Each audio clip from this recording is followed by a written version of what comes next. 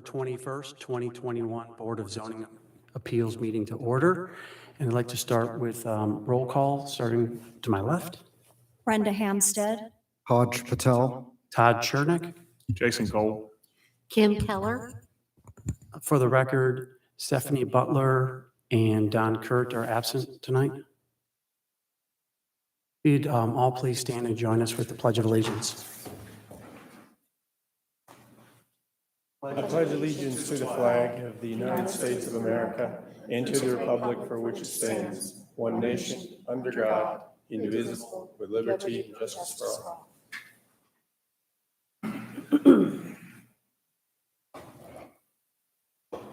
Twelve, 21, 21. Kind of interesting. Yeah. The ones and twos. I'd like to make a motion to amend tonight's meeting agenda to add a general public comment session prior to the primary variances. And that's a general public comment, not specific to any case, and not to exceed 10 minutes. Second. Is there any discussion? No. All those in favor of approving the amended agenda, or do I have to vote on the amendment first? If you'll first vote on the amendment and then overall. All those in favor of amending tonight's agenda to include a general public session not to exceed 10 minutes, say aye. Aye. Opposed, say nay. And that motion passed unanimous.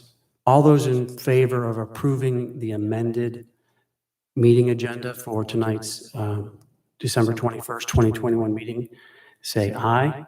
Aye. Opposed, say nay.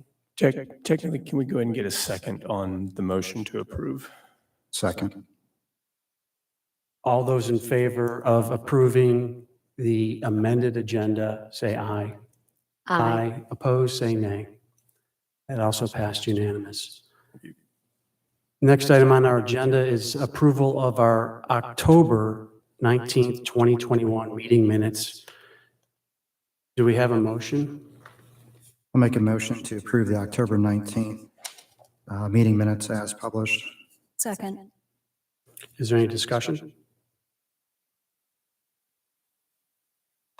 All those in favor of approving the October 21 meeting minutes, say aye. Aye. October 2021, sorry. That's right. All those in favor of approving the October 19th, 2021 meeting minutes as published, say aye. Aye. Opposed, say nay. That passed unanimous. That brings us to the next item, which is general public comment.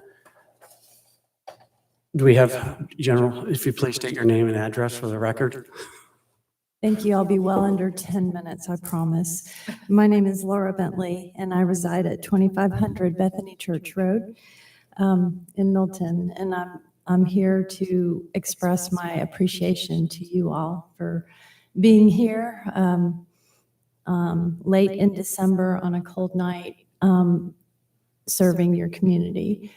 I know how difficult this job is. It requires judgment, discretion, empathy, and discipline. And it's not easy to be in the middle of your community, your applicants and your neighbors, and protecting the community. I know you're here because you love it.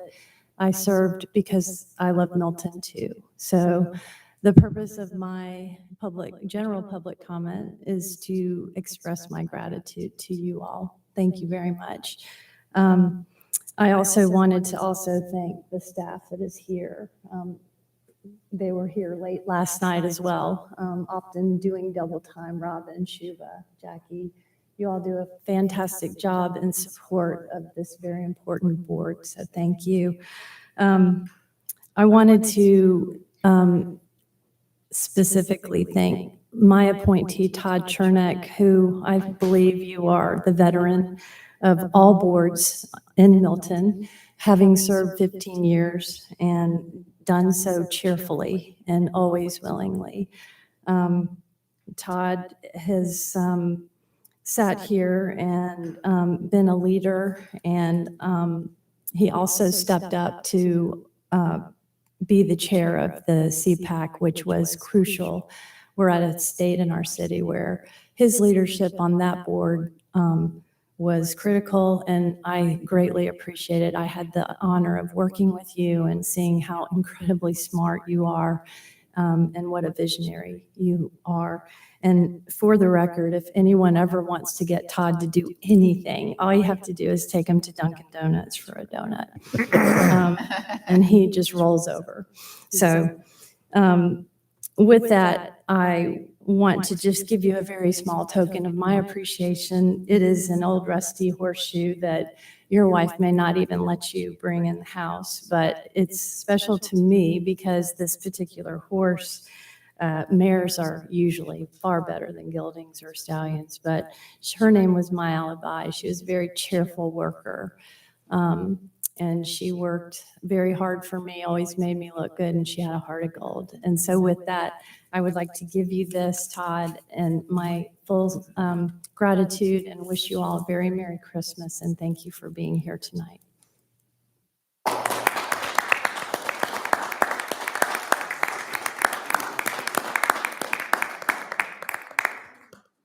Yeah, absolutely. Oh, it's okay. Thanks. Yeah.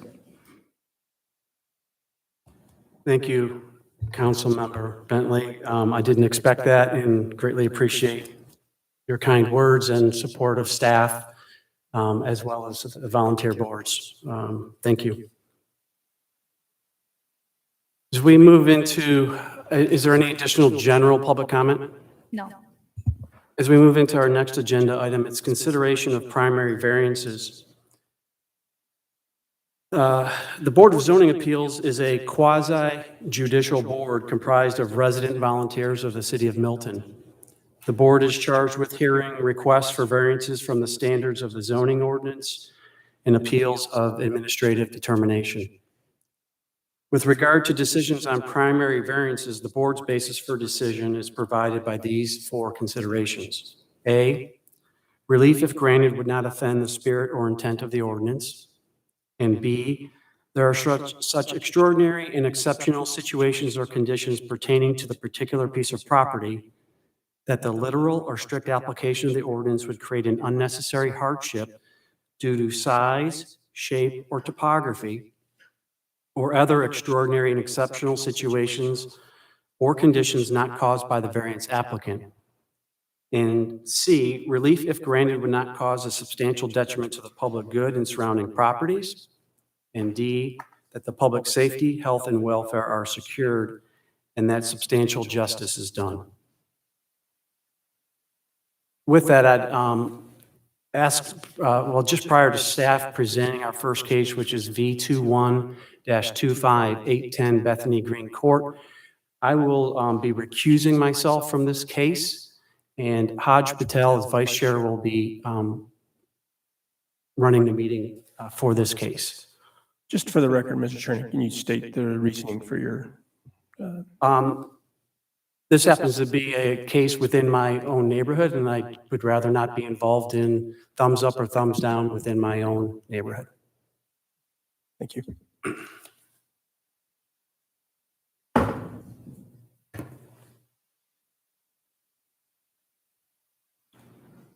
Would staff please present V21-25?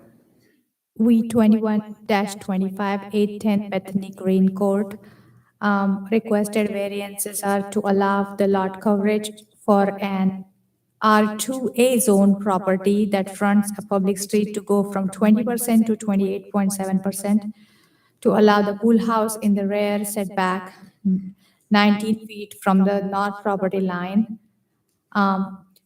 Just for the record, the second variance is no longer requested because of the changes in the site plan, and the only site plan in question is distributed to you guys. Okay?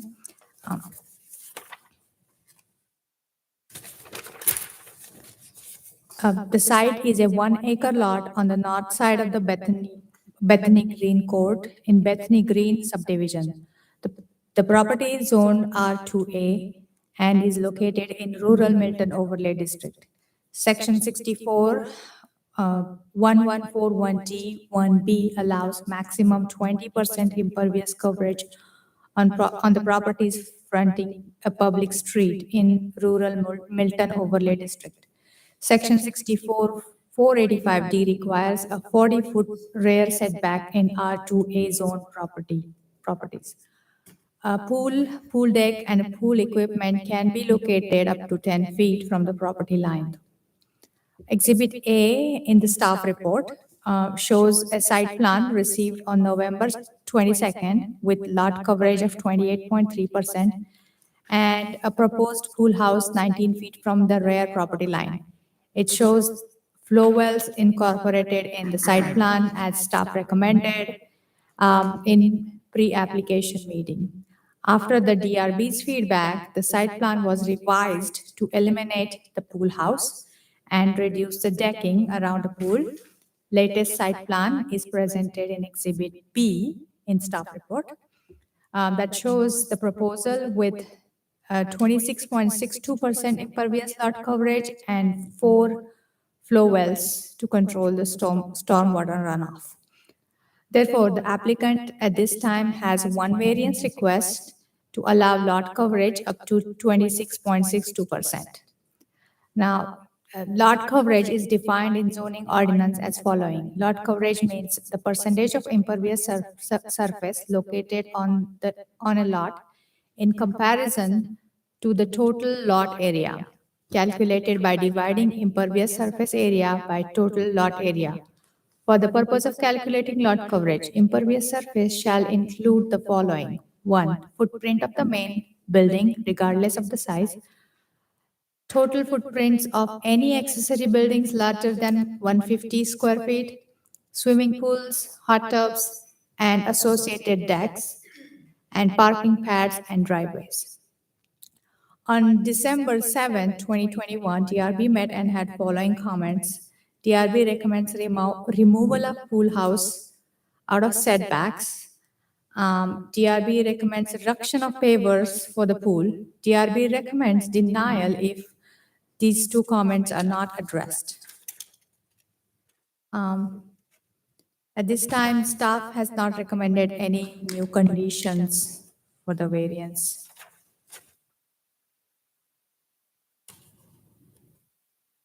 Any questions for staff? I don't.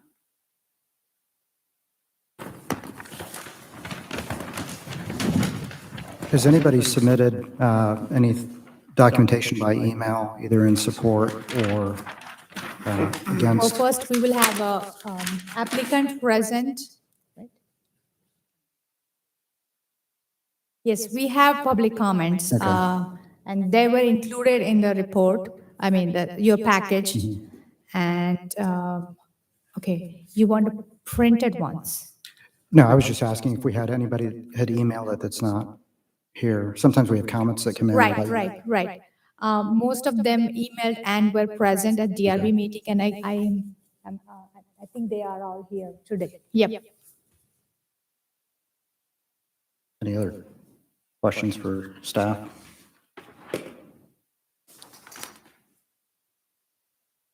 Thanks. We'll have the applicant come forward.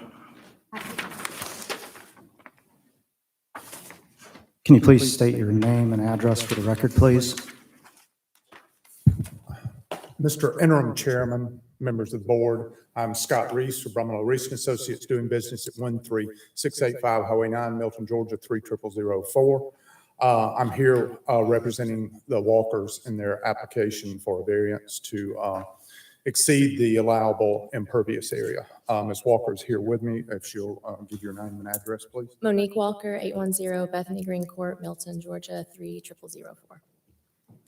We're going to try to give you a little.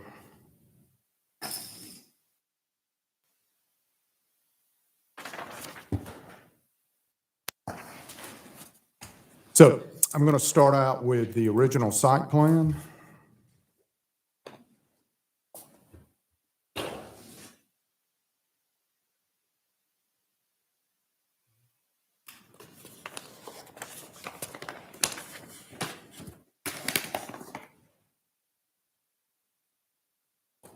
Well, it was working earlier.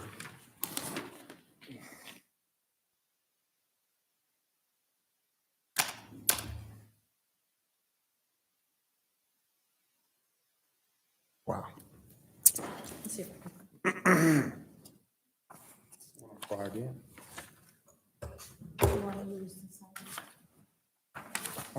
It just works better to be on the screen, the full size.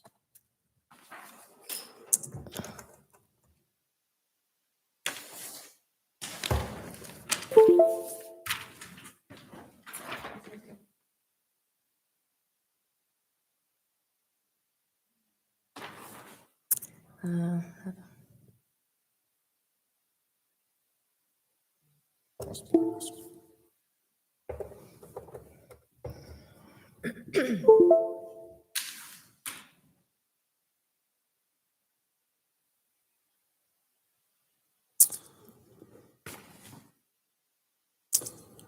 Where's my reduction on this one?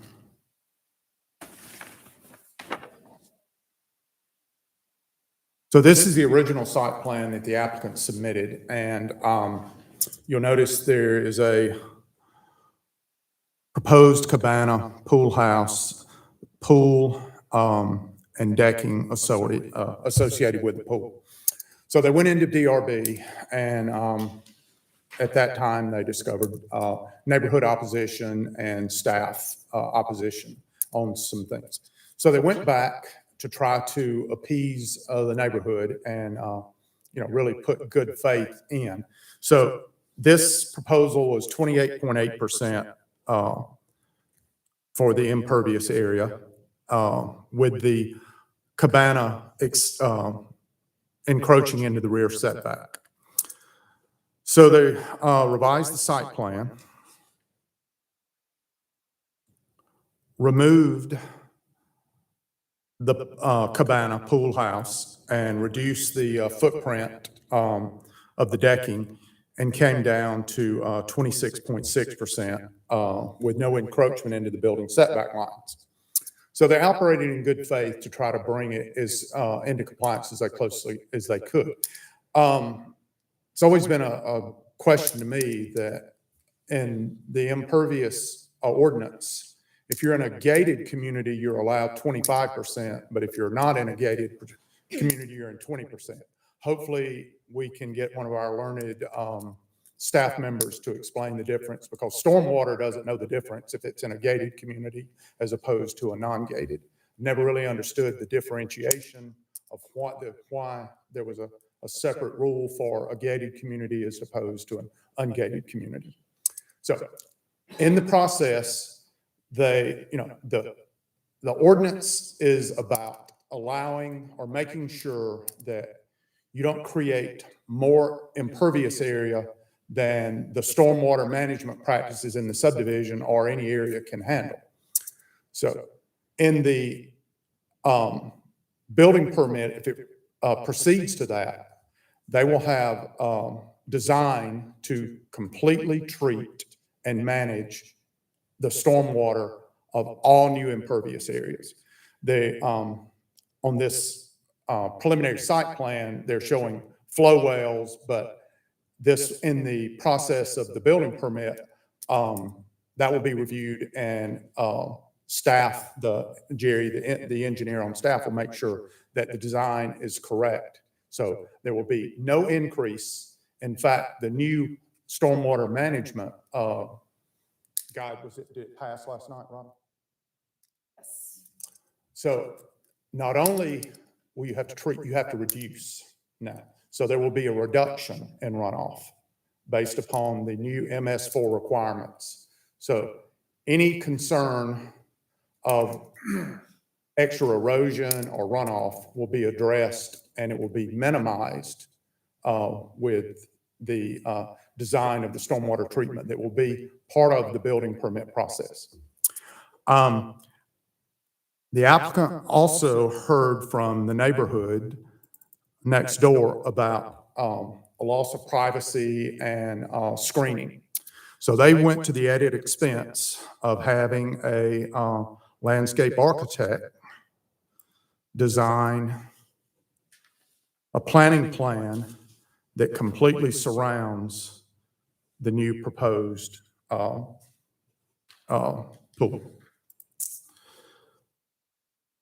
I want to just give you an idea of kind of what the outlook is. So this is our subject parcel here. Here's their rear yard, the rear yards of the neighbors, and the pool will be in this area. The applicant purchased this property about 7 years ago.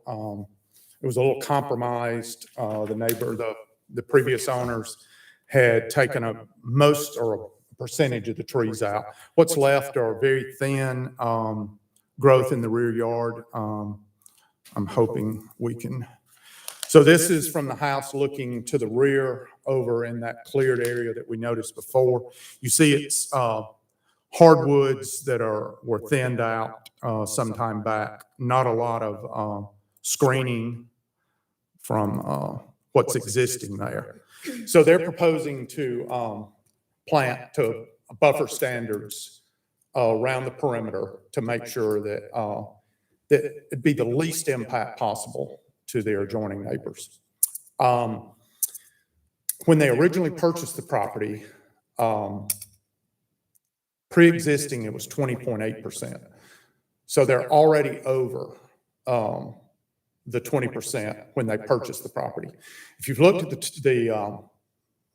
the site plan and the shape of the lot, it's very narrow in the front. The house was had to push way back in the lot to meet the width requirements for the front building setback line. That created a need for a long driveway. So they have a lot of their impervious area that's taken up by the driveway. Really don't have any choice in the matter, the shape of the lot when it was created. That R zoning, is that 125 at the front building line? There's a minimum width. You can't build until you get to a certain width. So it pushed the house way back. It's the shape of it, it's narrow at the front, widens out to, so there's they bought some pre-existing problems that were beyond their control. So they've tried to minimize the impact to the neighborhoods, their neighbors. They were attentive to the concerns brought up at the meeting via email. I think they've really done everything they could to mitigate any concerns. The fact that the house and existing impervious was already over the minimum, I think demonstrates that allowing this with the associated stormwater treatment, it would not be a detriment to the community or the city as a whole. The implementation of their plan, I think they're trying to mitigate any of their neighbors' concerns. So that being said, if Ms. Walker has any comments on that, if not, we're going to reserve any time for rebuttal. I've got a couple of questions for you. In terms of where the pool is proposed based on Exhibit B, how many additional trees are going to be removed? Well, there's a site plan, or on the site plan, the revised, the trees are shown on the site plan, and I apologize for the number. So the number in what's in red, 1, 2, 3, 4, 5, 6. It says 17. Okay, 17. And to further address or to add to your comment, they will be subject to the Milton tree canopy ordinance. So they have to meet the 57%. So we're not asking for any special favors or variance to the tree ordinance plan. They're going to have to, if they go below it, they're going to have to replant. They will have to meet the standard that everyone else in the city has to meet with the tree canopy plan.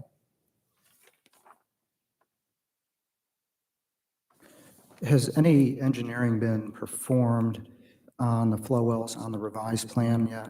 I know the city engineer will approve it. There's on the here, I think it says that four wells are proposed. What you're going to run into is, as we alluded to earlier, the stormwater management plan changed as of last night. Mhm. So this will have to be revised slightly to meet the January design criteria. But there has been preliminary design done on this, but it will have to be tweaked. And So- there's a note, I think 4 or 5, It's 4 flow wells. 4 flow 4 wells, drains in the decking. yes. But it will have to meet the new reduction. So it, What would that be? What would the new percentage be after the flow wells are? so now we have to do a percentage increase. So I doubt if there's going to be an additional flow well. I think the volumetric calculation on the existing wells will have to increase probably 10 to 12%. So if they're, 200 gallons each now, they're going to have to go to 225 or something along that line. But it's all about, before we were capturing the first flush, and now we have to reduce the runoff. And it's part of the ARC MS4 requirements. If you would have been here at 10 o'clock last night, you would have a full understanding.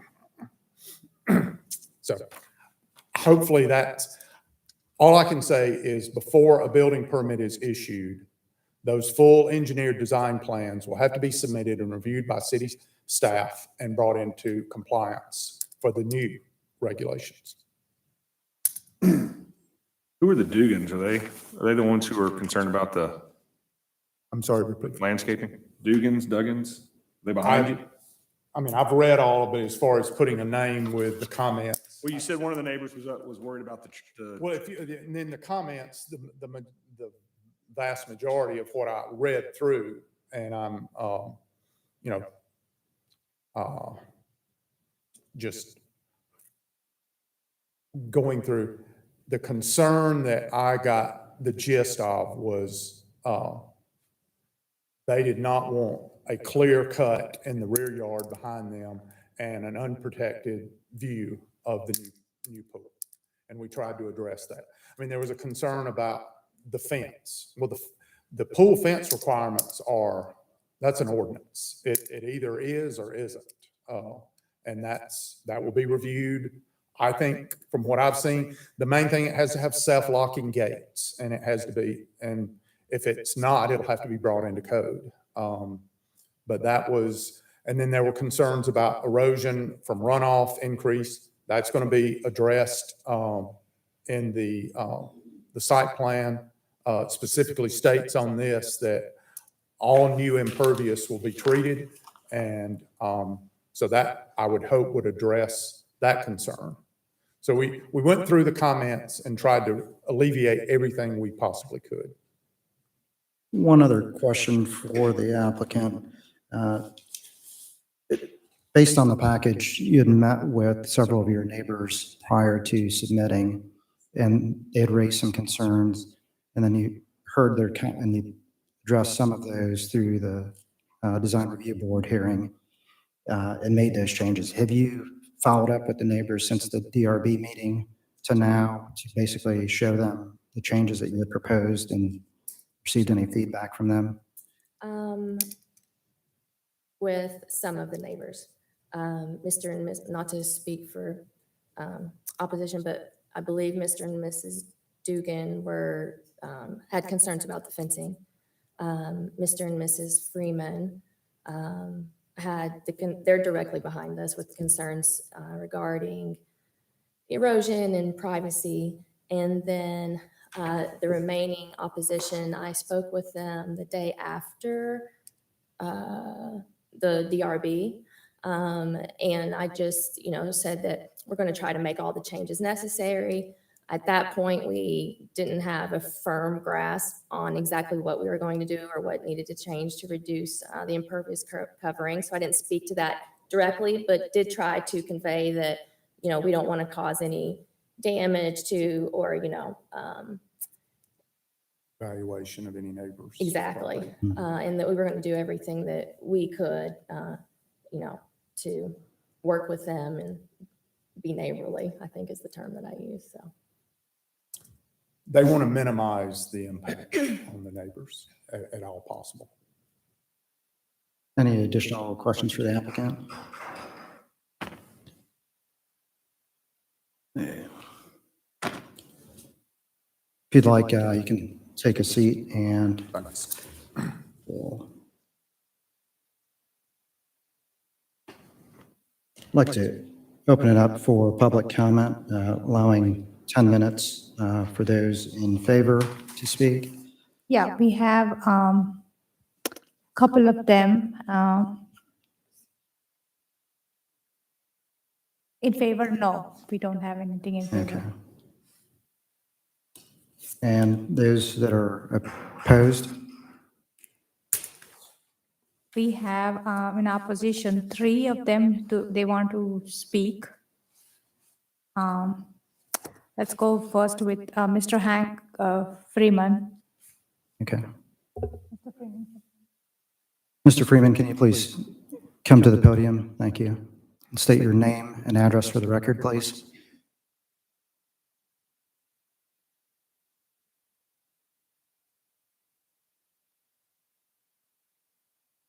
Hello, I'm Hank Freeman. This is my wife, Julie Freeman. We're at 530 Devonshire Farms Way, Milton, Georgia, 30004. Should I need to pull up the...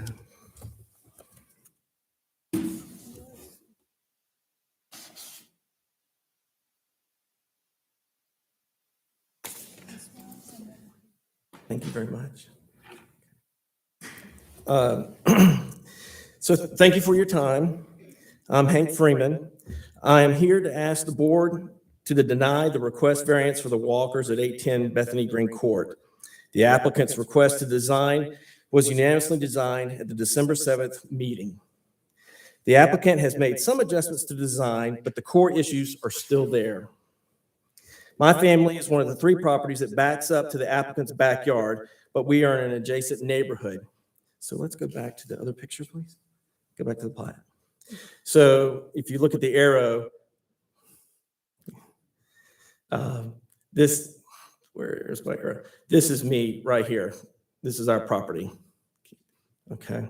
And the Dugans are here and the Holtons are over here. A lot of thought and consideration went into developing the city ordinances. The ordinances were created to keep Milton's charm and rural nature intact.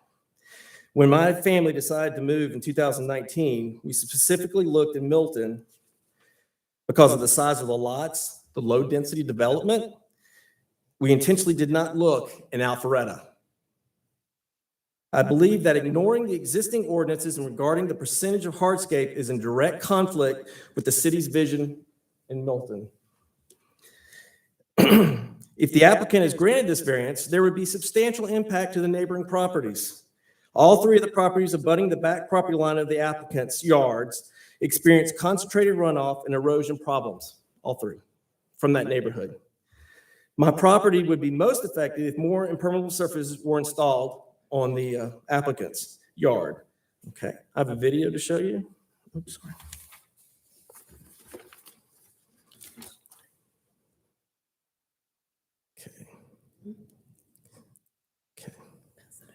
Okay.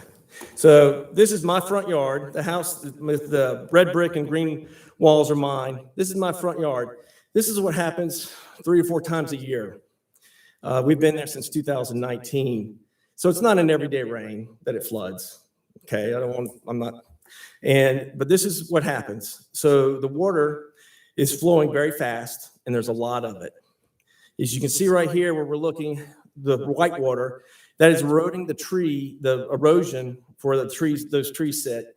And also in that area to the Holton's driveway, they've had to do revisions to keep their driveway from washing out.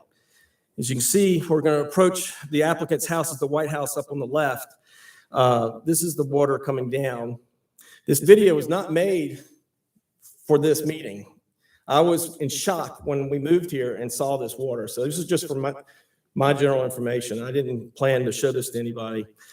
As you can see, there are rocks that are covered up with mulch and other debris that is being washed down, trying to hold the water. So we're going to go up the hill. As you can see, the White House on the top is the applicant's house. We look up on their house. So as we approach, you can see the water coming down. Sorry we tried to speed the video up, I apologize. You can see the water and it's substantial. And as we're going up, you can see where it washes out. We keep our backyard wooded, just like Milton wants. We haven't developed the whole thing. We haven't cut down every tree. And that's my house with the water approaching the house. So it's significant. We're going to go up the hill here in a second, as soon as we turn. The Holton's neighborhood is to the right, if you're looking at the picture, where the water washes out their driveway. So we're going up the hill, and where there's a burn that was originally built a long time ago, I guess, but the water is so substantial that 5 trees have already fallen back there over 40 inches in diameter due to the water. And this, you can see one laying there. There's another one dead over here that's fallen. So there's a total of 4 to 5 of them, and they're big trees. They're not tiny. So there's 2 others that are still standing. They're rotten. They're dead. So as we go up, we're going to see where the applicant wants to put their pool. So if we're looking at the pooling of the water, we'll come around this tree. As we look up, this is the neighbor's backyard. You can hold it right there. That's the neighbor's backyard, and this is where they want to put their pool. So you can see their fence. That's their fence, and their fence has actually been changed. It's not even runs along their property line, trying to stay out of the water so it doesn't rot. So this is so. I consulted with a civil engineer about this matter, and he wants to see the applicant's hydrology study. Based on rough calculations, he does not agree that 4 dry wells are sufficient for the size of the project. He also has several questions that need to be addressed. Who will be responsible for certifying the annual maintenance agreement and inspections of the dry wells? They're going to fill up with silt. What are the results of infiltration tests to justify the number of dry wells? Would the entire pool deck be drained to the inlets and then into the flow wells? Where are the pool pumps located on the backwash directed? This is from a civil engineer. Maybe we should be discussing a bioretention pond rather than a dry well, and I'm serious about that. Next, I would like to address the applicant's hardship letter. The Walkers bought the house in 2015, so the zoning ordinances were already in place. They were aware of the constraints given the shape of the lot and shape of the home that occupied it. This was demonstrated when they opted for a pea gravel permanent material when they built an unpermitted patio and fireplace chimney after the purchase of their home. They know what's going on. The applicants state the pool project will require removal of remaining trees on the lot. As you can see from the previous pictures they were showing, the previous owner cut a lot of trees. Now they want to get rid of all of them. The applicants state the pool project will require, this means removing of 19 mature hardwood specimen trees indicated on their plat, replacing them with mostly non-native young plants according to their design. So what we have there is still, we have some leaves during the spring and summer that block their house, and they're going to remove all of it. When do they apply for a tree ordinance variance? There's no way they can compete with the canopy order. The applicant speaks to the right to have a pool. I believe in having a pool is a privilege, not a right. We all have rights, as long as they don't infringe on the rights of others. The applicant seems to expect me to sacrifice my yard along with the trees and wildlife that live there to accommodate his pool. Mr. Freeman, can I stop you for 1 second? Yeah. We've got about 10 minutes in total in here, about Not a 7 problem. minutes. I've got real quick. I'm almost done. The property simply cannot support a pool without causing detriment to surrounding neighbors' properties and wildlife. In this case, I rely on the city ordinances to protect my rights as a property owner. By granting this variance for the hardscape in excess of 20% per R2A zoning, the applicant opens the door for everyone's stated right, according to him or her, to have a pool, regardless of the size or shape or the topography, as he states in his hardship letter. For the board's knowledge, the Walkers would not be denied access to a pool. Their neighborhood has a large 5-lane, 25-yard-long pool. It is only 2/10 of a mile from their home, a very short walk. They have a huge pool in their neighborhood. In summary, I asked for the request to be denied based on the impact of my property and my neighbor's property. Protect the trees and wildlife, please, as we see them daily in our yard. Thank you for your time. Do you have any questions? When was that video taken? We moved in 2019, probably summer 2019. We moved in June of 2019, so in the summer. Was that before or were there mitigation efforts that were made after that? Of the what, sir? Were there mitigation efforts that were made after that? Mediation? Mitigation, Mitigation? What do you mean? anything to? Yes, alleviate so eliminate it? after seeing this, all this water, I was extremely concerned. I approached the neighbor and I asked him, I said, look, we got to do something about this. And I got some ideas or, let me try to dig a trench to help with this. Let's go ahead with the lawsuit because this is too much. So there is a trench dug. It doesn't help. The water still comes down, still washes out everything. The pattern is still the same. So, it was my efforts to try to avoid litigation, trying to be a good neighbor and trying to talk it out. Let's work it out. I have a question. So you believe the walkers did something that is causing this water problem, that it did not exist before this? No, it may have existed before this. It's probably existed already. For time.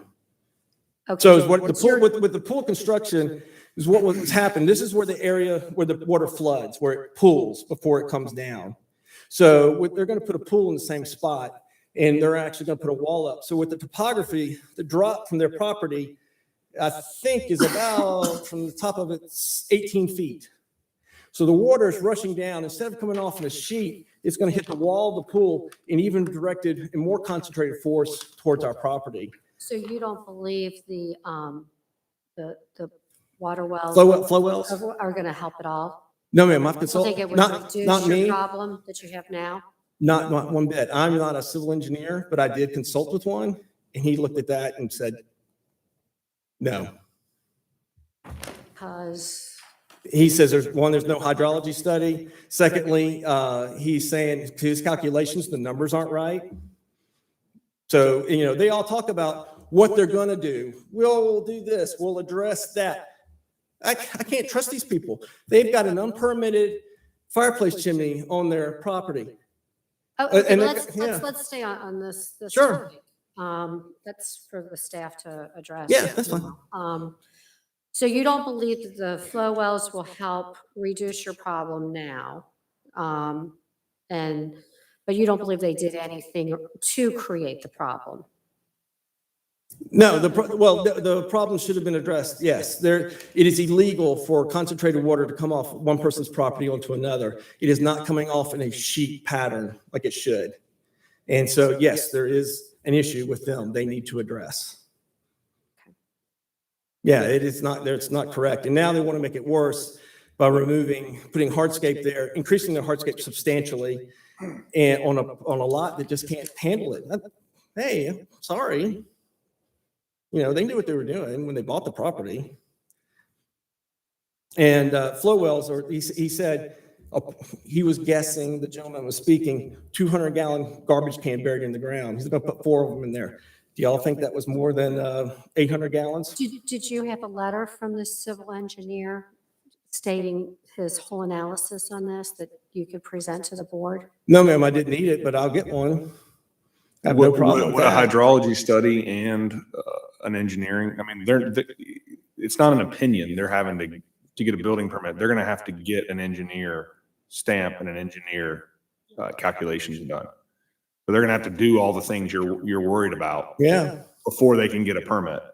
Does that not? No, it doesn't because. Does that not help? No, it doesn't because they've already done construction on their property and didn't get permits. So they've set a pattern of not following the rules. That's why I brought that up. So what I'm stating is I don't want to see, we're going to get it potentially, or I need to know exactly. This is my property. We love our house. We love our neighborhood. We love the woods, and they're going to change it. significantly because they want a pool. And, I'm sorry. No, I hear you. I understand what you're saying. I'm just saying some of your concerns are not needed because they can't just do what they want because they're going to have to get it engineered. They're going to have to get it inspected. They're going to have to do what they say they're going to do on their permitted drawings. And then as far as the trees go, they're going to have to obviously kind of go like for like or plant something back that will appease. So I'm just saying some of those concerns, the city has looks out for your rights already based on that. So is what I'm saying. You said some of that stuff they need to get it. Go ahead and get it before. Well, I think that's a lot of money for them but that's a lot of speculation from them. We're going to do, we'll do this. What I'm asking though is that's a lot of money for them to go ahead and spend if they don't have the approval to build it. What I'm saying is if they were to get all those things, would that ease your opinion on that? Well, the design board stated to them, said, you need to address this water runoff problem. You need to go speak to the neighbor. They haven't spoken to me. My civil engineer's got ideas on how to get rid of that water. I don't see them. They didn't come knocking at my door. They didn't call me. They didn't email me. I've given them all my information. I have not been hiding. I've been up front with them. Let's work it out. Mr. Freeman, I'd like to give someone else an opportunity to speak. Thanks for your time. Thank you for your time.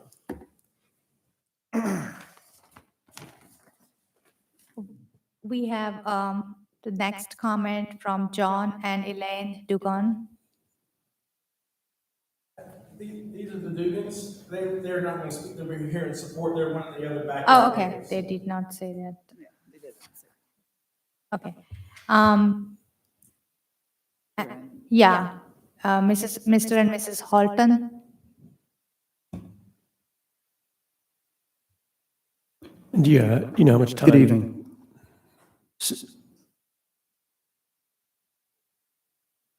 Can you please state your name and address for the record, please? I'm Donald Holton. I live at 520 Devonshire Farms Can Way. you talk into the mic a little bit? Recording. Can you speak into the mic a little bit? Thank you. Pardon me. Thank Yeah, I'm you. Donald Holton. I live at 520 Devonshire Farms Road. My wife, Sharon Holton. We'd like to thank you for your time today. We thank you for your service. We realize this is an evening right at a holiday time, so thank you very much for your service. In conjunction with some of the similar comments that we made, we also appeared at the design committee. And our appeal is that, as has been stated previously, that the Milton zoning ordinances are designed to protect the rights of all Milton property owners. And so that is our request as we come before you today, is to enforce the ordinances as they are written. They were written for a purpose. They were written with much thought. And the expectation of people that come and live in the city of Milton is that the ordinances will be upheld. Now, we understand and we agree that there is a process for exceptions, and the exceptions should be considered and granted when there is no objection or no negative impact on adjacent or nearby property owners. And clearly, in this case, there is significant objection to the point that it was unanimous denial by the recommending committee from the design board. So there is both a serious objections from all of the adjacent parties, as well as there are negative impacts. And even if the water, which is it is a huge and serious consideration that you've seen, but even if that is contained, the request on the hardscapes is they're already ahead, as they mentioned, that they were aware that they were outside of zoning when they purchased it. And now the request to take it from 20 to 26%, that's a 30%. I would consider that excessive, a 30% variance, and it concerns me for the precedents that will be set for future requests in the city of Milton.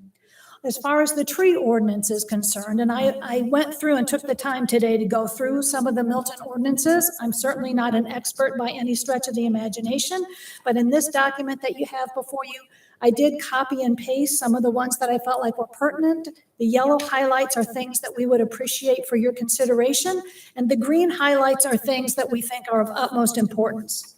So we do strongly affirm the Milton desire to maintain the tree canopy. I think that's for a lot of reasons. Some of the reasons that we list in the city of Milton is that we want to have quality of life, and we've been recognized nationally from being a good city of that. Part of that is because of the woods and the trees that we have, and when people buy their homes, especially us, privacy is one of our highest values. Having a private, visual, natural barrier from our neighbors is very important to us. And even if the gentleman that was doing the pool work said that they would abide by the 57% because we'll clear cut and then we'll replace, it's not the same. If you saw from those pictures in the trees, those are, I don't know how tall those trees are, 50 feet, 100 feet. They're very tall. And to plant a 10-foot tree that's on their drawings with us looking up, it's not the same visual shield, not just from the pool, but from their very large home. And we don't want to look at someone else's home. We want to look at the trees. And so that impacts our property values. So these ordinances were written to protect people's property values. So not just from our own pleasure and quality of life and living there, but when we go to sell our property, if someone had the choice of buying the same home with complete natural shielding from their neighbors versus looking up into their neighbor's house that's got a lot of windows and well lit, the property value and the choice and the preference would, for most people, be for the privacy. So if you could please enforce the tree ordinances and just cutting and clear cutting and replacing, it's not the same to put in something smaller. It takes years for those things to grow to their mature height. So we ask that you would please take that into consideration. Just so you know, the tree ordinance is not in front of us tonight. There's nothing we can do about the tree ordinance. Okay, well, I did take note, and it is in your documentation, of the things that were listed as the design committee's recommendations of relevant ordinances. I did not agree. I was at that meeting, and the presentation of what the design committee said and how it was presented in your notes was not a representation of what I heard when I was present at the meeting. So I'd just like to share that for the record. The property value is a big part, and we ask that you would honor, and Hank already mentioned about our driveway. We've had to, that runoff affects us on the side of our drive. We've already had to spend money multiple times to help make sure that our driveway doesn't fall apart. So we ask that you would honor the unanimous recommendation from the design board, and the variance that I would note, and from what was in your notes that I read online versus what I heard in the meeting, was it said in your notes that you've been presented that if those two things were alleviated, that we would recommend. I did not hear that when I was in the meeting. I heard an apology that we like to approve, but unfortunately, in this case, we think the respect rights and the efforts of the objections that the neighbors are making are appropriate and valid, and it was unanimous recommendation to deny.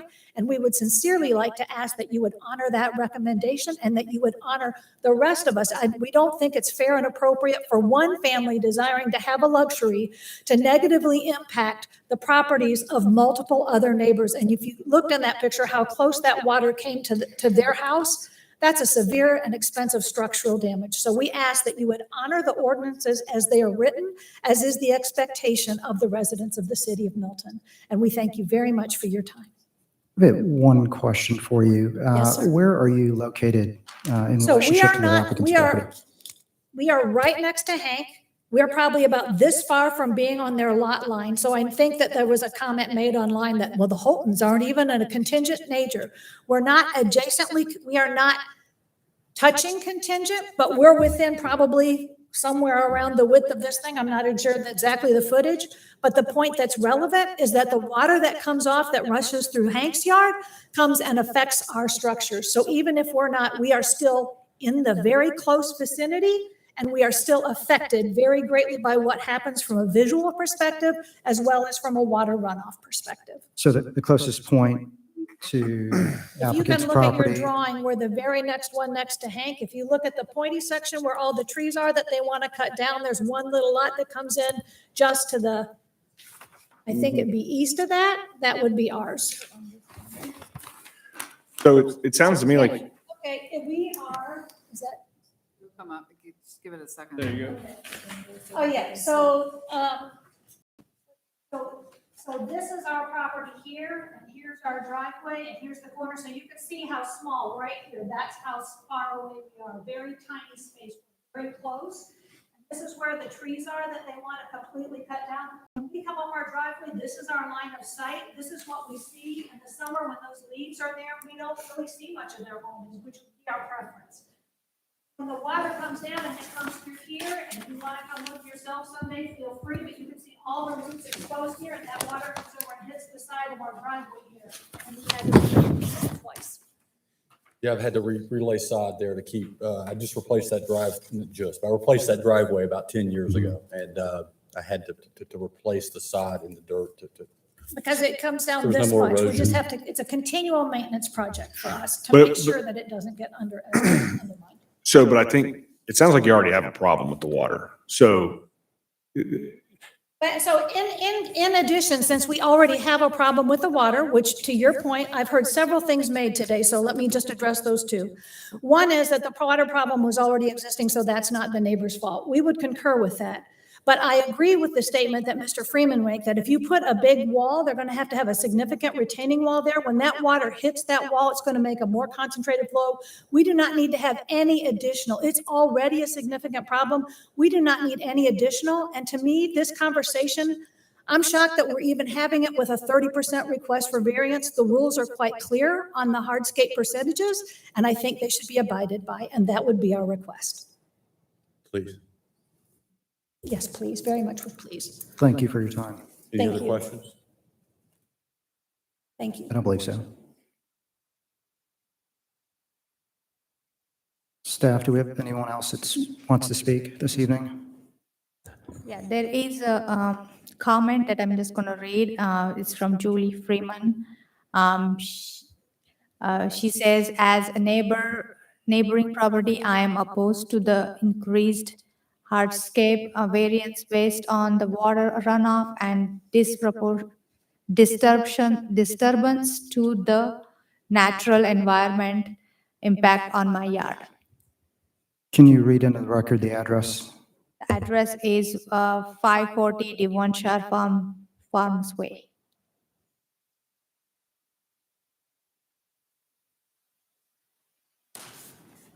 Mr. Chairman, as I was kind of keeping track, I believe the total time, not counting the question and answer portion of the opposition, I think we got to about 8 minutes for the Freemans and about 5.5 for the Holtons, which is a little bit above the 10 minutes. So I would suggest that the applicant have the additional 3.5 minutes as well added to their time. Certainly. To the extent they need it. Do I need to make a motion on that? Or Go ahead and formally make a motion to add 3.5 minutes to both sides. I'll make a motion to add 3.5 minutes to both sides. Second. Any discussion? All those in favor say aye. Oh, I do have, so did you see how, are we going additional 3.5 above what, did they use their full 10 minutes to present? That was just measuring the opponent's time, not counting the question and answer. No, I period. know, I'm saying, okay, that's fine. I If- understand. I honestly would have to check with staff about the applicant's initial time, but whatever it was, they would be up to 13.5. Okay. All those in favor say aye. Aye. Aye. Aye. All those opposed? Motion passes unanimously. If the applicant would like to come forward, please. If we could get staff before you get started, just to get a sense of the time. Did you get a note of the time? We did not, so probably 6 or 7 minutes. I had about 7 on my 7. time, so we'll say you have 6.5 remaining. So you have another 5 or 8, 6.5. 6.5. So trying to respond to a motion is always difficult. So there was a pre-existing problem, obviously, with the water runoff. I can only iterate that you have to trust the science, that in the permitting process for the building permit, if it goes forward, it will be reviewed, and any land disturbing and grading will have to be to the standards to reduce the runoff that's there now. You know, the sizing of the dry wells it's in response to a volumetric equation. Whatever the cubic feet comes into, it's what it is, and it's non-biased. It's completely based upon the annual rainfall events and the soil permeability capacity. And those are all things that will be reviewed by staff. The retaining wall. Think of the bridge. The technical term is this becomes a level spreader. So the water that hits this flat area is dispersed in an even. If we put a notch or a pipe hole in the wall, it would concentrate the flow. But any flat surface disperses the water, and the technical term is a level spreader. So I just want to iterate that the stormwater will be mitigated by the plan must require it. Now, I'm sure everyone's thinking, oh, I don't trust the science. Well, it is a reduction, and it has to be. So I know they don't want to hear it, but if this is allowed to go forward, their water problem is going to be less than it is now. The city will permit and inspect before a CO is granted. So it doesn't, we can postulate and say we're going to or whatever. It's controlled. I think all of you have enough experience in this to know that there are permitting processes, there are inspection processes, and there are approval processes in place that it's not what the applicant wants. It's what the applicant has to do. The visual aspect, we would recommend that the landscape plan, if you so approve, be part of the approval process. And you could add too that it needs to be reviewed by the city arborist to make sure that it's beefed up, that there's a mixture of planting materials that are inside the Milton guidebook of the new ordinance that was passed. So it's not a wall of Leland's or something. We're trying to get away from that, and that the city arborist be, that any landscape plans have to be approved by her. So we're trying to mitigate and trying to feel for, the neighbors, it's change. I get the biggest concern are on this impervious area is the stormwater. And that was the recommendation, is that, so if you're in a subdivided neighborhood, there was a hydrology study initially, and detention ponds were put in and storm piping to handle the projected water flow. But that was part of the DRB and staff's recommendation is, hey, if you're going to add, you need to treat every bit of new addition with additional stormwater treatment. So that's, they've agreed to do that. It's in the process. So I'm hoping that they have demonstrated good faith, that they want to mitigate it as much as they can. A lot of jurisdictions do not consider a pool a hard surface and impervious. If you'll think of most pools, there is a gap between the water level and the top of the pool. So the rainwater that falls in the footprint of the pool is collected in the pool. There's a reservoir in there. I mean, it's If your pool is lapping the top and flowing over on a standard, you've got other problem.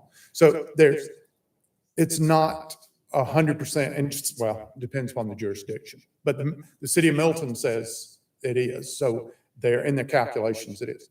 So the difference is they're already at 20.8. They've reduced it down to 26.6. It's like a 5.5% difference on the whole thing.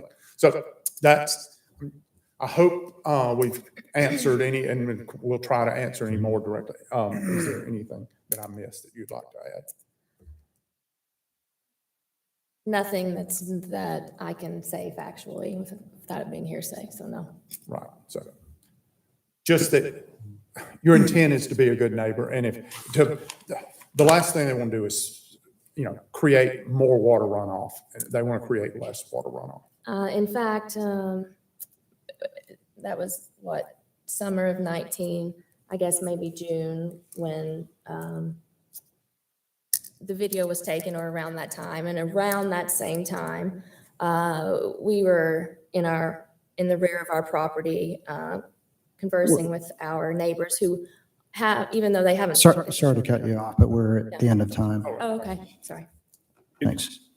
Do we have time to ask questions or no? Don't we? Go ahead and ask questions. I didn't count any of the question time for the opponents either. My question was, there's a couple. So one, I understand wanting to have a pool. Would you be willing, or would you be accepting of a smaller pool? A 20 by 40 is it's a big one. That's a big residential pool. So it's just getting some type of a water, because if you were to do something smaller, why are you also trying to clear cut all those trees behind the pool? Well, it's not clear cut. We're not cutting them all down. We're cutting down ones that are in the location of the pool. And there's also some. That are leaning. Correct. Sweet gum. I didn't know, are you trying to get a yard back there? No. They just don't want sweet gum balls dropping in the pool. I got you. No. So- But there's a lot of trees outside the perimeter of, they're in the limits of disturbance because you've put them in, or Delta One put them in the limits of So disturbance. there's going to be some grading in there that will affect, and if they dig or put dirt on. Well, I get it, but trying to make both Well, parties is there a- happy. Honestly, I don't see this being approved the way y'all have it, being 20 by 40, taking out a lot of 17 trees. So I'm saying, if there was some contingencies put on this, where you're saying, hey, if you did a 15 by 30, or 18 by, 32, somewhat of or maybe an amoeba-shaped swimming pool, instead of a big, large, you got a 20 by 40, and then you got decking. Mm-hmm. So you're really close. You're probably like a 30 by 60, 30 by 50, which is a massive, it's 1,500 square feet. I agree with. So is I there agree with a Scott. minimal number of? Well, I agree with you on the calculations as far as the water. I think that would actually help the neighbor's water problem. I think it's the tree argument is a big one, which is if you clear cut your trees, you've just totally exposed them. But we would be planting back a visual buffer. Yeah, but a 12-foot tree isn't the same as an 80-foot tree. I'm just Their trying to. topography is such, they're looking up the hill now. You Right. need to think of the viewscape. If you're down, No, I and you're get it. 18 feet, I'm going based upon the neighbor when he said it was an 18-foot fall, and then you put a 12-foot tree on top of that. Mhm. That's 30 feet. But is there an amenable, if 26.6 is a bridge too far, is 25% a bridge that can be crossed with all the stipulations attached that Well- would make it become compliant? Yeah. This is a big ask. This is like a lot. You want all these trees, you want a huge pool, huge deck. So I'm just saying, And I get that too. You do know that they could cut all the trees and not build the pool as long as they meet the 57%. Correct. Yeah. That's where there is a disconnect. Have y'all discussed this with the neighbors? You know, it's a timeline. There's a motion involved too. I think that. Yeah. We have approached all neighbors prior to the DRB meeting. And then afterwards, I went to Mr. and Mrs. Holton's house.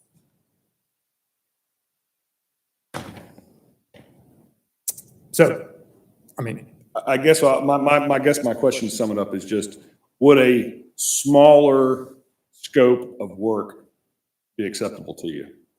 Yes, we would be open to that, yes. Okay.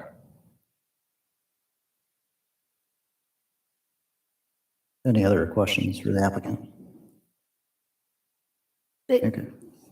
Yeah, because my impression too was that the drain wells would help the water problem. that it will have to. It's not a if I want to or what, I mean, it absolutely. But the neighbors don't believe that. I know, and it's very, very hard I mean, the science is the science, and we've been treating stormwater since the Clean Water Act of 1965. And there are still people that will tell you, no, but I promise you that you can look at the Chattahoochee River and it is much, much cleaner than it was years ago. And if these effects were not in, when we had rain events, streets would be washing out, they do work. And it may be that when we get into the absolute nuts and bolts of that, what you have before you is yes, we understand that the stormwater and dry wells are the first step. It may be that dry wells plus a filter strip and a bioretention, that there are multiple, but that will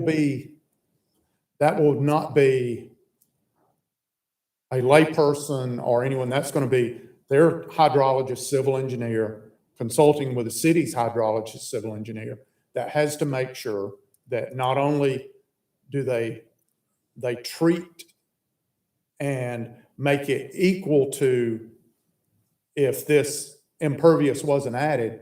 Now with the new passage of the new MS4 regulations, not only do you model at if it was just wooded, now you've got to reduce the volume and the release.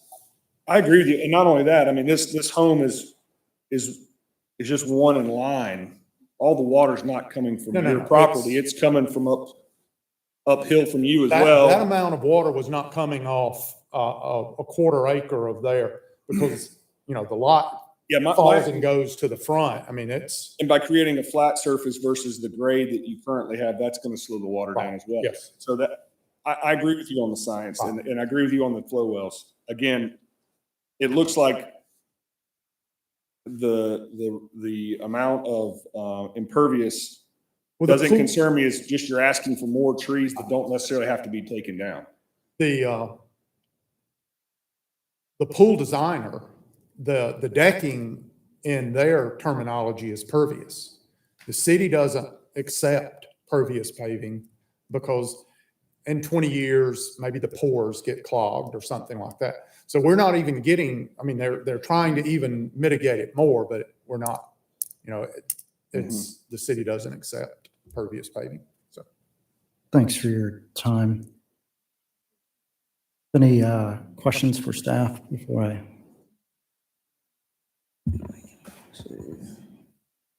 Only thing I Sure, go ahead. is that we're only here to discuss the one variance going from 20 to 26.6, not to allow the pool house or rear setback. Correct. Those are on both of these. So I just wanted to clarify, we're not talking about the trees. We're talking about this coverage of impervious to go from 20% to 26.6 on a property that already has a lot of runoff. I'll close public comment at this time and open the floor for a motion. I'll make a motion for petition number V2125 at 810 Bethany Green Court. I make a motion to deny the impervious coverage from 20% to 26.6%. And for a few reasons. We've been listening that this is, emotional, or people, can I Yeah, discuss or not? we're gonna Okay, need vote a on it. second. Okay.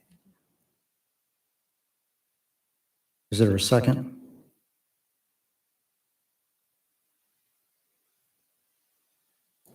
Then we probably need to discuss. I don't think we discuss it if there's not a second. Okay. Let me open it up for another motion.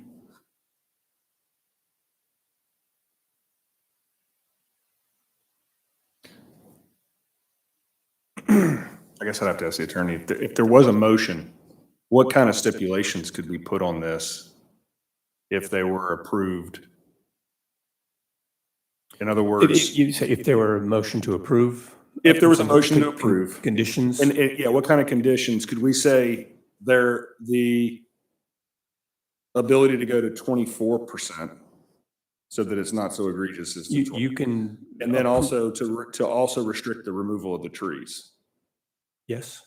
I mean, would that But be? both of those are within your authority, as long as as long as the number is less than 26.6, then yes. Okay. So then we would be allowing an increase. We would be giving them an increase with stipulations or conditions that, the concerns that I heard were the water and the trees. Right. That's what every neighbor had a concern about. Yeah. The flow wells are gonna give them, and I do, because I do this as well. The water, the flow wells are gonna give them a better result. It may not solve their problem, but it's not gonna increase the problem. It's not gonna do more damage. The trees are what I would be concerned with if I was the neighbor that lived behind them as well. Right. So, Look at their house. so you had discussed a smaller pool, Okay, let's go ahead and maybe get they don't something. need a variance. Let's get something specific in terms of a motion. Okay, well, so I would make a motion to approve V21-25 with the condition that the impervious area does not increase more than 24%, giving them a 20% increase. And I say 24% based off the fact that they're already at 28.8. So 24%. And I don't know if, I'm getting sidetracked, but I don't know if the illegal fire pit or whatever they put in, it's going to be shown on the new site plan or survey. And if there is, that's going to also show as impervious area. So it may have to be taken off or removed in order to keep you at 24%. But giving them 24%, and then also the condition that they leave, their site plan says 7 poplars and 8 sweet gums. It looks like there's only 3 or 4 trees that are actually in the decking and the pool itself. So leaving, I would say 75% of the trees they're requesting.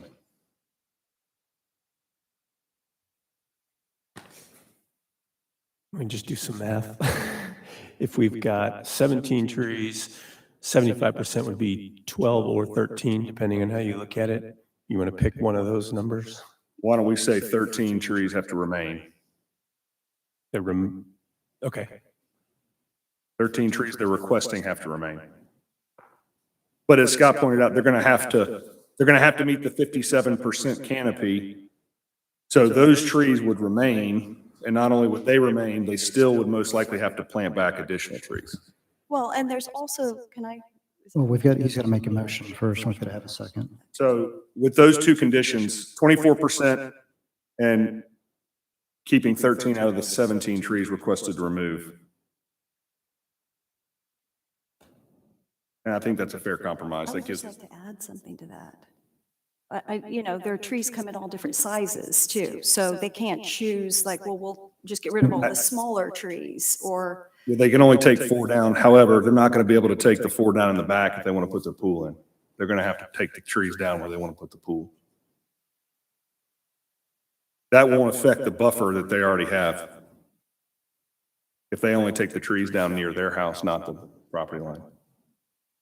You see what I'm saying? I mean, if they took the 3 trees, if they choose to take 3 trees down by the property line, well, they have a problem because then they have 4 trees stuck up there where their pool wants to go. Do we have a second on the motion?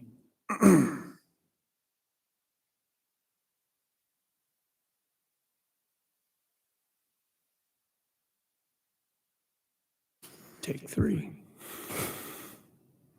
I'll open the floor up for a new motion.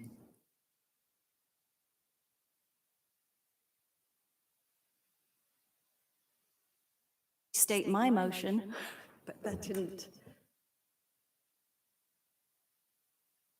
I'll make a motion to deny V21-25 to allow coverage for a lot of R2A zone property in front of public street to go from 20% to 28.7%.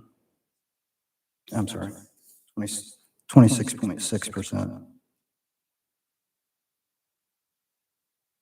Second. Any discussion?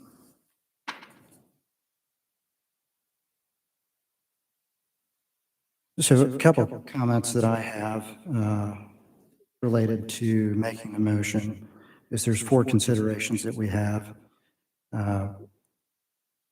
One is we've got a relief, if granted, does not affect the intent of the ordinance. And I feel that there's significant impact going from 20 to 26%.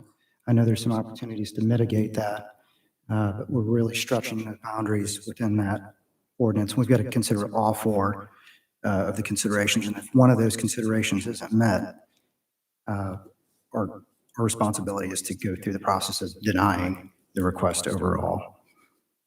I understand there's considerations that also involve public safety, health, and welfare. There's already an issue with water coming off of that property, but it's also coming off of other properties as well that are higher up upstream. And so that's another consideration that I have. I don't want to create a situation where we unintendedly create bigger problems.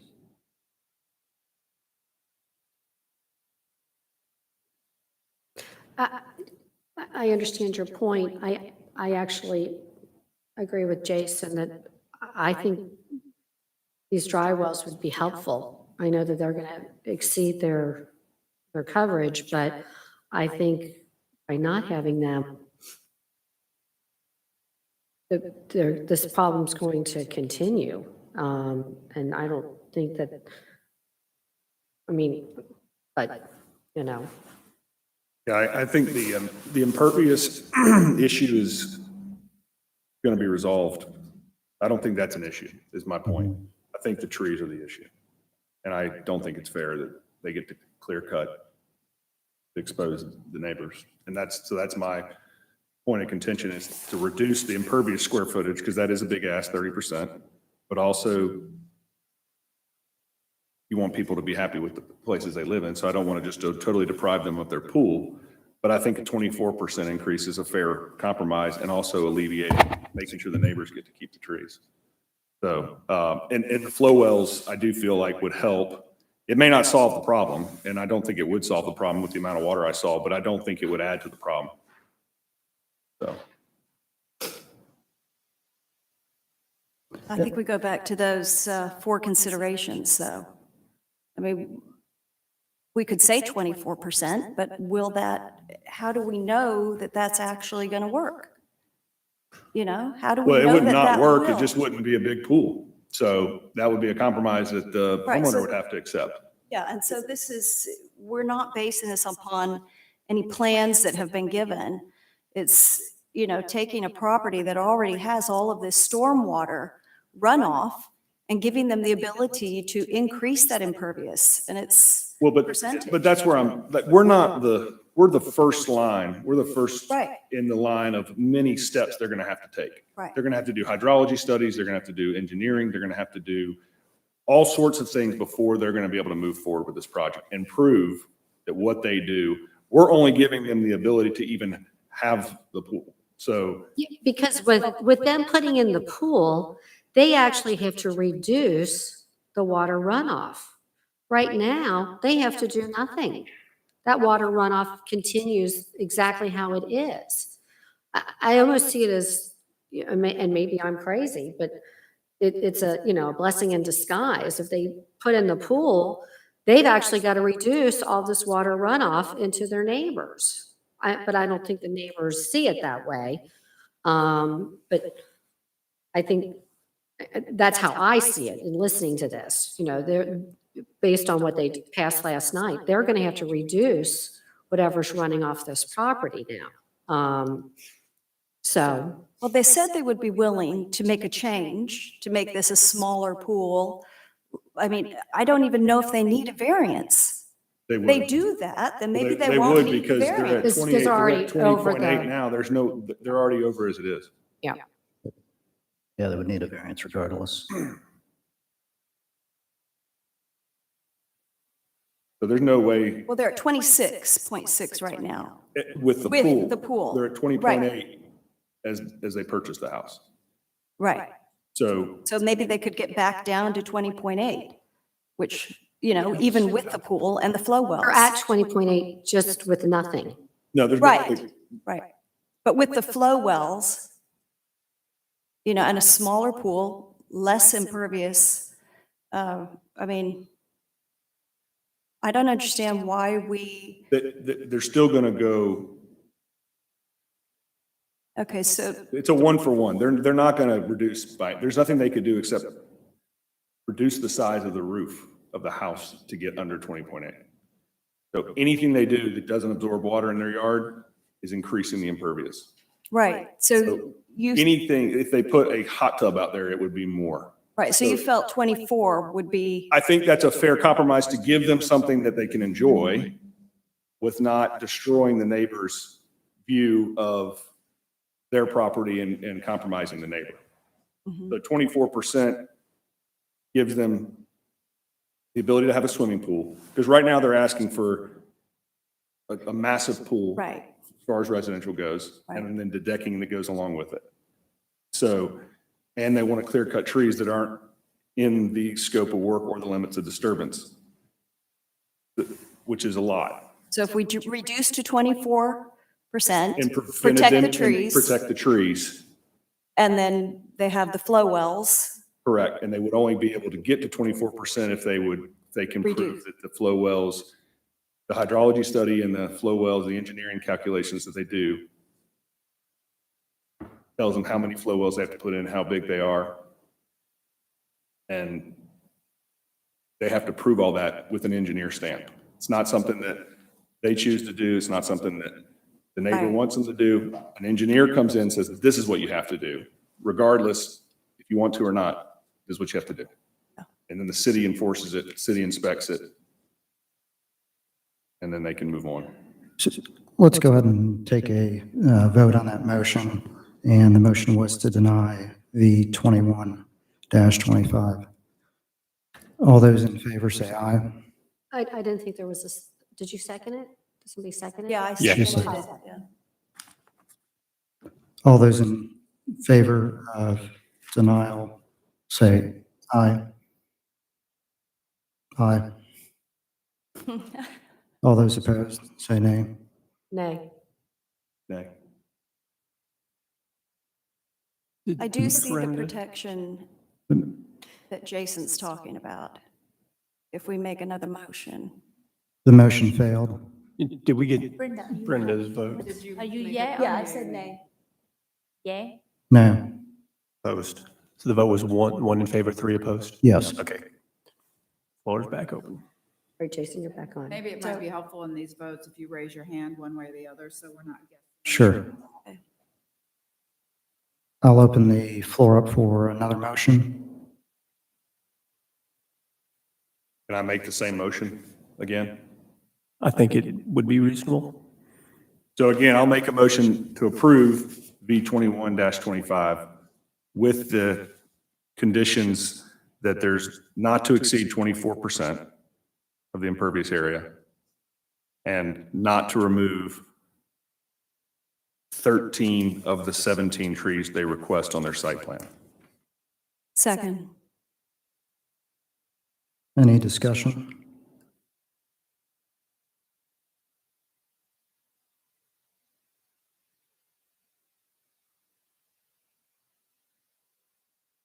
Well, in discussing this, which was great, I think that it is a better protection for the neighbors, like you said, because if they don't do this, then they don't have to do anything.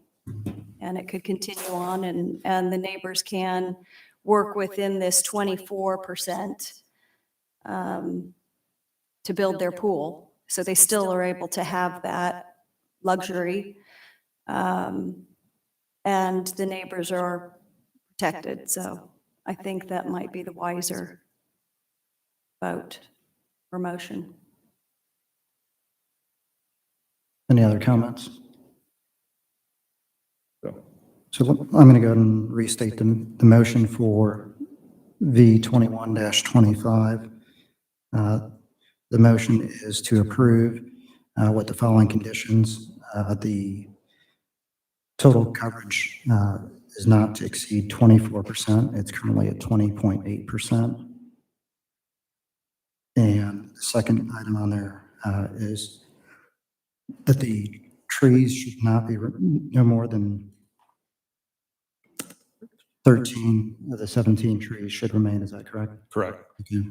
Make sure no more than 13 shall be removed No more than 13 shall be removed. of those. No more than 4 trees should be removed out of the 17. Sorry, thank you. 13 trees should remain. Right. Thank you. The second condition on that was that 13 of the 17 trees should remain. No more than 4 should be removed. Right. Correct. All those in favor say aye. Aye. Aye. Do you want us to raise our hands? All those opposed say nay. Nay.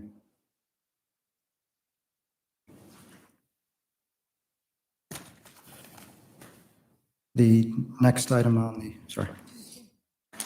About the second part to withdrawal. So the motion passed and The motion passed Todd? 3-1. So, do they need to withdraw that other section of it? There's 2 parts. They don't need the setback. Take it easy. Step out on. Well, it was.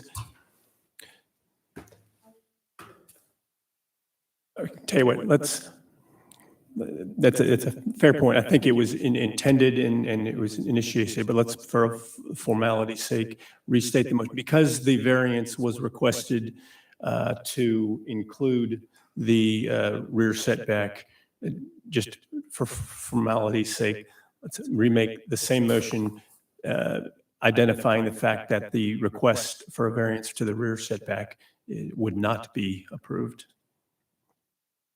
So you want me to restate the entire motion and then also state, okay? Yeah. One last time. V 21-25, 810 Bethany Green Court.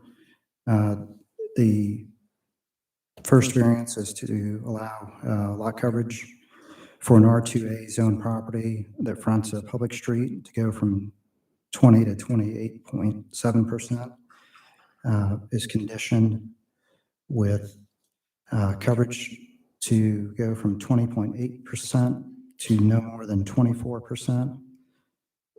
And the second condition on that is for 13 of the 17 trees to remain and no more than 4 trees to be removed. Additionally, the second request on the variance to allow the pool house in the rear setback from 19 feet from the north property line is not part of the For purpose of it's denied. The board is, well, just denying it. And then the board is denying the second request. All those in favor say aye. Aye. Aye. All those opposed? Nay. Thank you. All right, Todd, you're back on.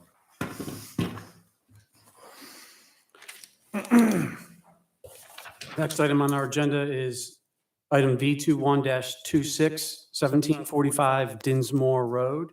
Would staff please present?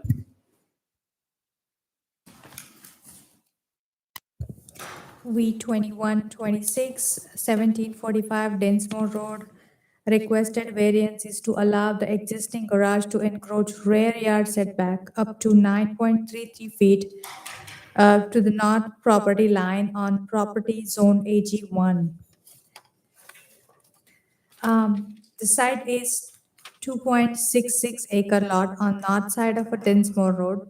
The property is zoned AG1 and is located in rural Milton Overlay District. Section 64-416D requires a minimum 50-foot rear setback for properties in AG1 zoning district.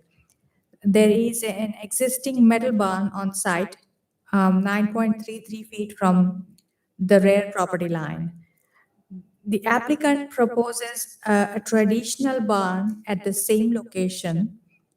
The existing metal frame will be demolished, but the existing foundation will be used for the new structure.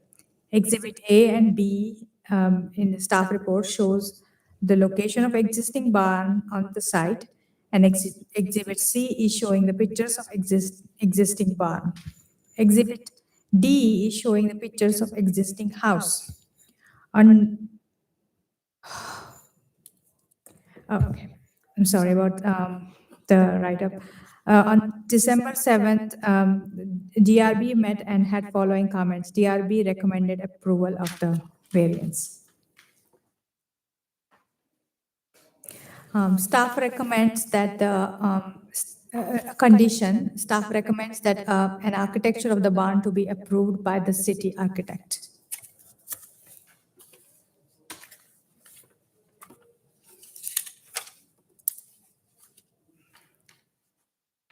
Are there any questions for staff? I do have one question, and hopefully the applicant can address this as well. In the narrative, it's mention of an existing barn. Yeah, this is a storage or a garage. This is not a barn housing animals. Okay. And we'll confirm the intended use going forward on that. Okay. That was my only question. Any other questions? The applicant would please come forward and state your name and address for the record. Hi, good evening, everyone. Thank you for your time this evening. My name is Kevin Smith. I live at 1745 Dinsmore Road, Milton. What we're looking for is the variance. We have an existing metal barn that's in the back of our property today. The barn is probably about 70 years old. It's quite the eyesore. We're looking to demolish that and replace it. We want to have a storage facility in the back on the same plot, on the same foundation. We're just going to make it look nicer. We also have enclosed a copy of a letter from our next door neighbors, which is the only property that actually can see the barn, and with their approval that they would love for us to move forward with that. If you'll see, there's also a couple of pictures of the existing house in the package. One of the pictures, this one right here, shows a carriage house on the side of our house. This is the proposal. We're looking to mimic the look and feel of the carriage house. Can we put that up on the screen? Sure.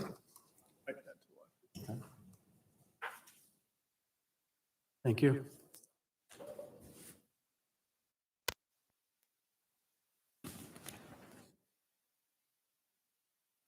Here it goes. Here it goes.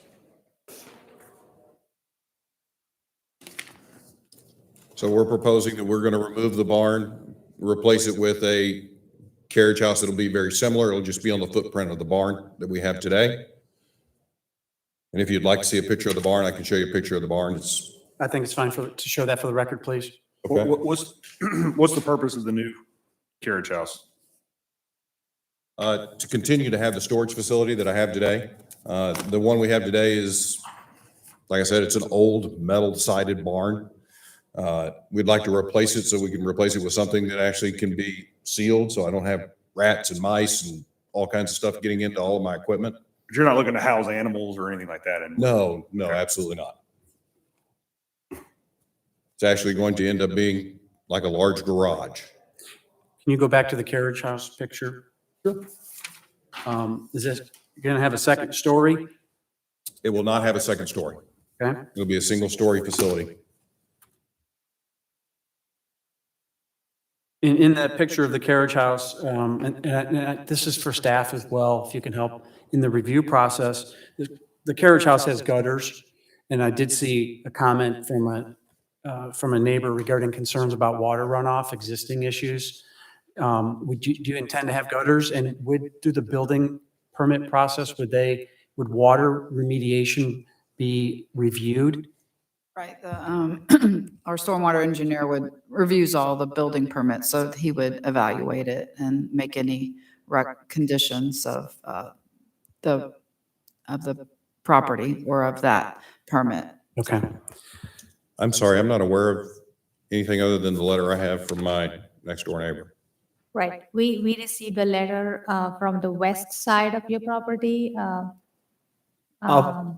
Just for your benefit, since you're not aware of this, I'll read it into the record for you.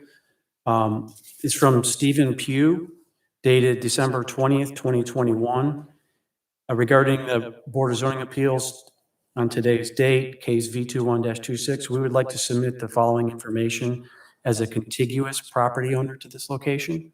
The contiguous and non-contiguous property owners have suffered property damage due to water runoff from this property, meaning your property. The elevation was raised in construction phase, and a large portion of land is now covered with non-permeable surfaces. Both factors have accelerated water runoff in the surrounding neighborhood properties. Great caution should be taken in adding more non-permeable surfaces on this lot and allowing new building to be built on or near the property line, as it causes material, financial harm to neighboring properties. If the building is approved, extreme care should be taken in the placement of downspouts in the direction of runoff, as the western slope cannot bear more and increase in water runoff. Can I make one comment on that? Oh, of course. That's why I Okay, wanted you to, no problem. while you were here. If you're looking at our property, obviously the north end this is the northeast backside. This is not on the west side of the property. If you would go ahead and Correct. put this Sure. up on the screen. That'll help us follow along.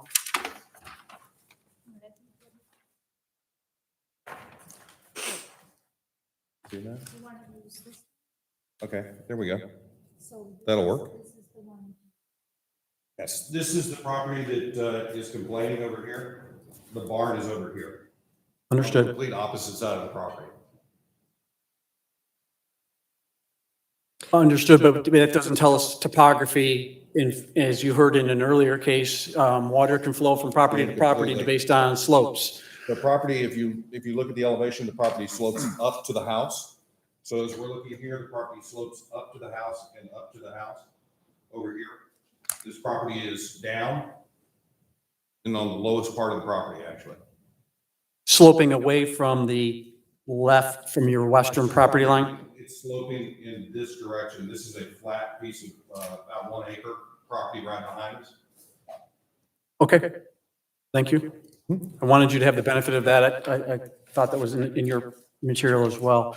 And that's regarding my questions regarding gutters and water remediation. I'm hearing from staff that during the building permit process and plan review, water remediation would be addressed. Correct. Not a problem. And just to verify, there's no additional Impervious surfaces being added. It's the same square footage, correct? No, we're just taking down the metal barn, leaving the slab that's there and reframing. Okay. The concern that was raised was regarding directed water flow, which gutters and downspouts could actually create something that doesn't exist today. So that's why I wanted all that to be. Does that metal barn have gutters on it? No, it does not. So if you put gutters on this new one and then you put downspouts on it, it's like you put a fire hose and you just directed it right at your neighbor. So it's almost like if you didn't put the gutter, it would be a better scenario, but it would erode. So you would have to get that approved. That's fine. How you control that water. Yeah, or you may end up with a flow well situation. We actually already have like 8 flow wells on the property, Okay. so Okay. we could actually direct that into a channel that we have on the side of the property that goes to the front. That'd probably just be something you'd have to show the building. Not a problem.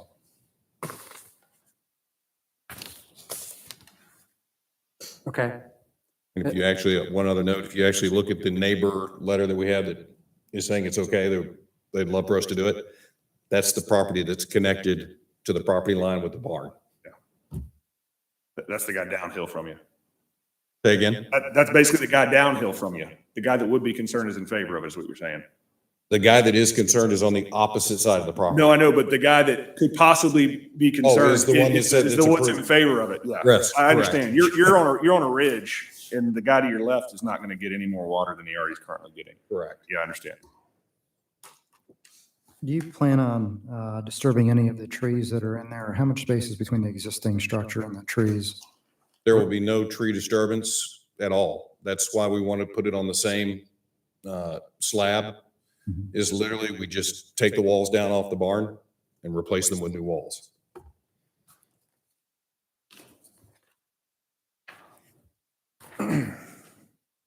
And for confirmation, I believe I heard this in the design review board, the size of that slab in the existing structure is what?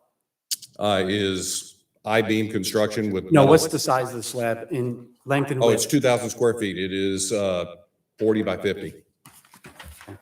40 feet wide, 50 feet long.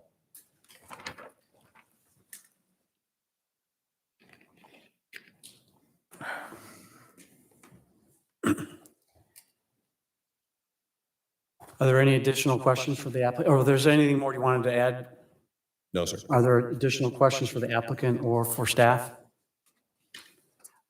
I do have, I wanted to clarify a point that was raised by the applicant, which is this structure has been in its current location for many, many years. The staff has any assessment, was this structure in this current place prior to the city becoming the city of Milton in 2006? Yeah, I looked at the imagery and it was there before the city's inception. And this home was built, 2015. okay, and this structure should have been identified during that plan review for the home, correct? It was an oversight by someone at the city at some point. The variance should have been requested at that time that the house was built. No fault of the applicant. It was, okay, so the structure existed prior to the city. It wasn't caught or identified during the plan review for the home. And the applicant's looking to maintain the existing pad and building a more current design. More aesthetically pleasing design and a more usable design, quite honestly. Okay, just wanted to make sure all those timelines were clear for everyone. And we would need to make it conforming? Is that correct? That's what this is essentially doing, is making it a legally conforming structure. It's currently non-conforming. Did I get that right? Exactly. So it's more than just replacing of the walls and building a different type of building on the foundation. It's also making it legally. Right. If the applicant chose to even not do anything at this point, you still need a variance to keep the existing structure. Yeah.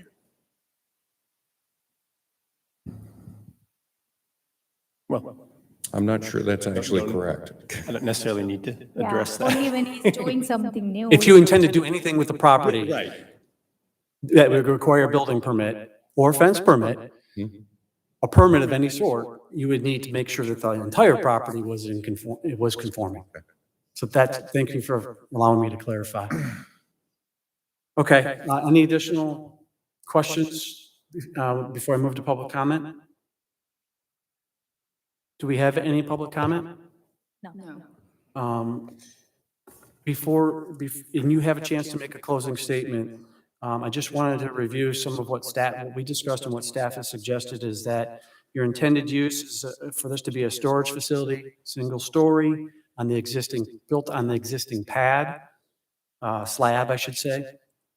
Architecture design to be approved by the community development director was a staff recommendation. Your intent is for the building materials and the color and design to match the existing home. Correct. And city staff would be doing a water mitigation assessment at plan review. So with that, do you have any closing comments? I do not. Thank you for your time. I appreciate it.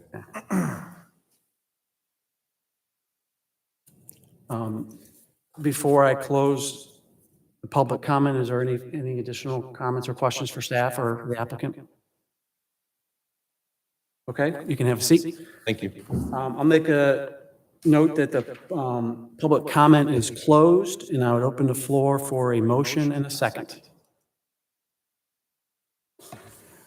I'll make a motion to approve V21-26 with the following conditions, which is to allow the existing garage to encroach in the rear yard setback up to 9.33 feet to the north property line.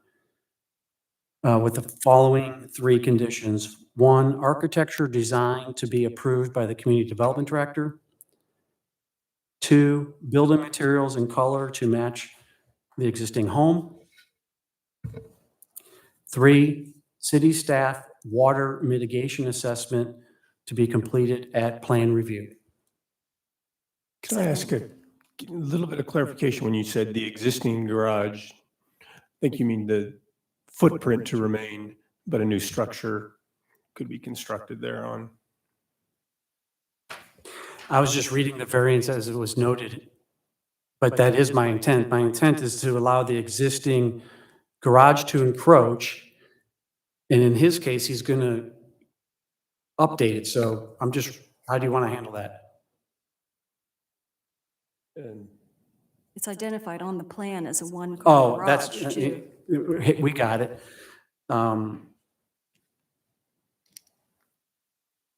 I should actually add the fourth condition. Which one? Is this one too? And then per the plan, location, per the plan received November 2nd, 2021.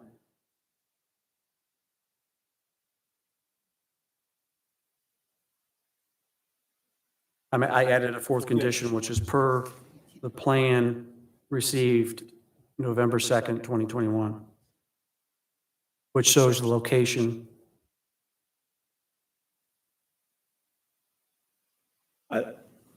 I think from what I have heard, to the approval should be clear that we're not requiring the existing garage to remain.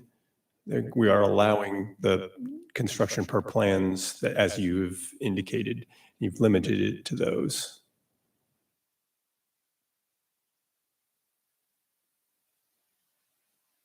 All right, well, let me back up then. So I'm going to restate the motion. Motion is to approve V21-26, allowing for an existing garage encroaching at the rear yard setback up to 9.33 feet per the plans received November 2nd, 2021, indicating location. The intended use is a storage facility, single story, to be built on the same location. Conditioned on the architectural design to be approved by the community development director. Building materials, second condition, building materials and color to match the existing home.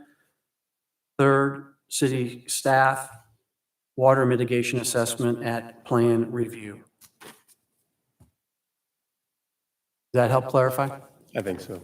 Do I have a second? Second. Is there any discussion?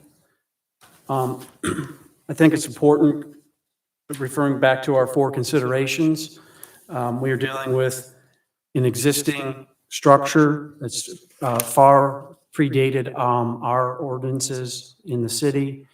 And so in terms of the intent of our ordinance, secondly, in terms of the impacts to surrounding properties, it seems not to exist, and public safety and welfare are secured in this case. The extraordinary situation is the fact that this structure existed.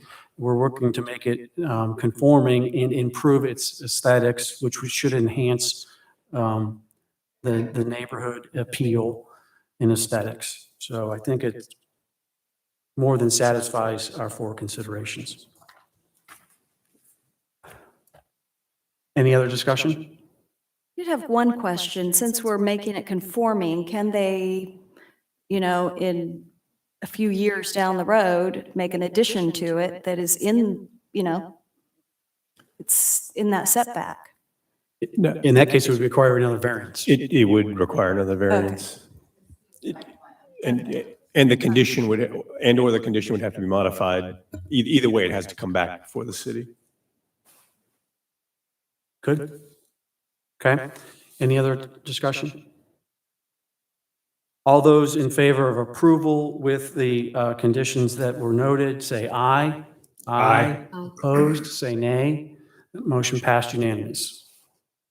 Good luck with your project, and please stay in regular contact with staff. You've got a number of things to coordinate with them.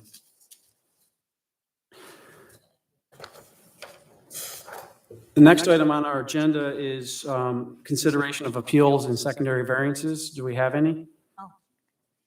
Old business?